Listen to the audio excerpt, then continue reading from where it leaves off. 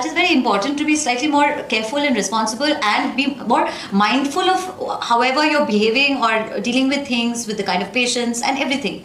So the success part, it has never been important for me. I have done my work. I have tried I've tried the best to, give the kind of commitment that I have for my family. Also, the same thing. So I am generally a person. Whenever work is coming, I give it my fullest. And again, when it's a action and cut, and after cut, I know again my head goes back to my Kabir and my Puchki and my family. And because I'm the only daughter of my parents, so I have to think about my parents all the time. I'm a very bad cop.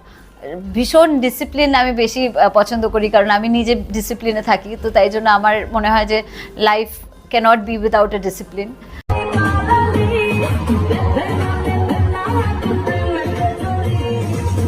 5 মাসের pregnant Shabnam Yasmin Bubly, আর সেই পেট নিয়ে কিছু টাকার জন্য তুমুল নাচলেন তিনি।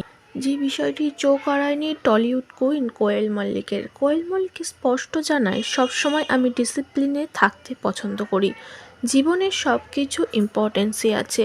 যেমন আমি কাজের দিকে ফোকাস করি, তেমন সর্বদাই আমার মাথার মধ্যে ঘোরে আমার সন্তানের কথা। কিভাবে একটা মেয়ে 6 মাসের প্রেগনেন্ট হয়ে এমন উদুম নাচতে পারে। সাকিবের উচিতই হয়নি শাবনাম ইয়াসমিন বুবলির সঙ্গে দ্বিতীয়বার ফ্যামিলি প্ল্যানিংয়ের সিদ্ধান্ত নেওয়া, কারণ শাবনাম বুবলি নিজেই স্থির নয়।